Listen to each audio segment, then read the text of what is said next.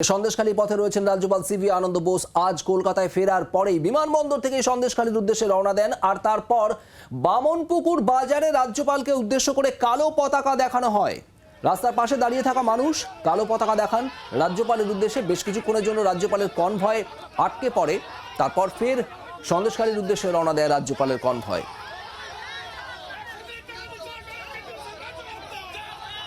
বিমানবন্দরে পৌঁছান আজ কেরালা থেকে রাজ্যপাল।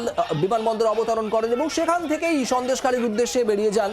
আর তার আগে সাংবাদিকদের মুখোমুখি হয়ে কি জানিয়েছেন রাজ্যপাল শোনাবো আপনাদের।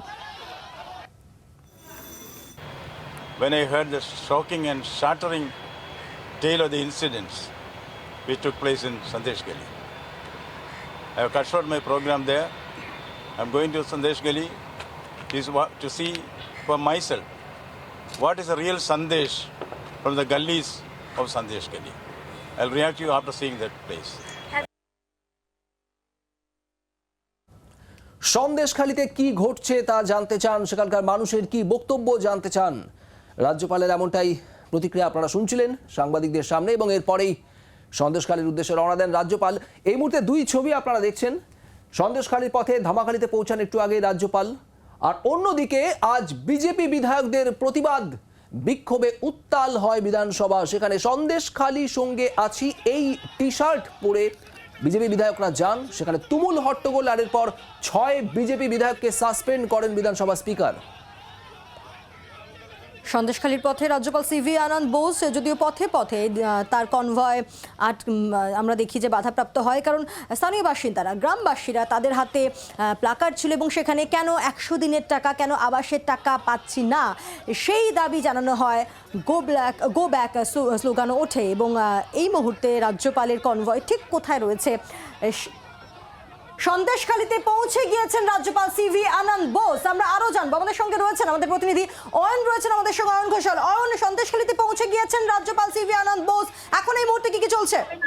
এই মুহূর্তে সব থেকে বড় খবর, পুলিশের ব্যবস্থাপনায় ধামাখালীর গেস্ট হাউসে তিনি যে ইচ্ছা প্রকাশ করেছিলেন সন্দেশখালী যাওয়ার, সেই ব্যবস্থাপনায় স্থানীয় প্রশাসন তারা পরবর্তীতে রাজ্যপালকে একটি বিশেষ লঞ্চের ব্যবস্থা করে দিয়েছে, যেটা বসিরহাট মহকুমা পুলিশের নিজস্ব লঞ্চ। সেই লঞ্চে রাজ্যপাল ঠিক 1 মিনিট আগে পৌঁছেছেন সন্দেশখালীতে, এবং সন্দেশখালীতে পৌঁছানোর পর এই মুহূর্তে জেটিঘাট ক্রস করে রাজ্যপাল মূল সড়কে উঠেছেন। এবং এখনো পর্যন্ত রাজভবন সূত্রে যেটা খবর, তিনি প্রথমে সন্দেশখালী থানায় যেতে পারেন। সেখানে গোটা পরিস্থিতি, অর্থাৎ বিগত 4 থেকে 5 দিনে ঠিক কি ঘটেছে সন্দেশখালীর বুকে, এ সম্পর্কে তিনি নিজে পুলিশের পদস্থ আধিকারিকদের সঙ্গে কথা বলে এই গোটা পরিস্থিতি পর্যালোচনা করতে পারেন, এবং তারপর তিনি উপদ্রুত এলাকাগুলিতেও যেতে পারেন বলে এখনো পর্যন্ত প্রশাসনিক সূত্রে খবর। অর্থাৎ রাজ্যপালের সন্দেশখালী পৌঁছানো, সন্দেশখালী পর্যন্ত তিনি যেতে পারবেন কিনা, যে জল্পনা চলছিল সেই জল্পনার অবসান ঘটল।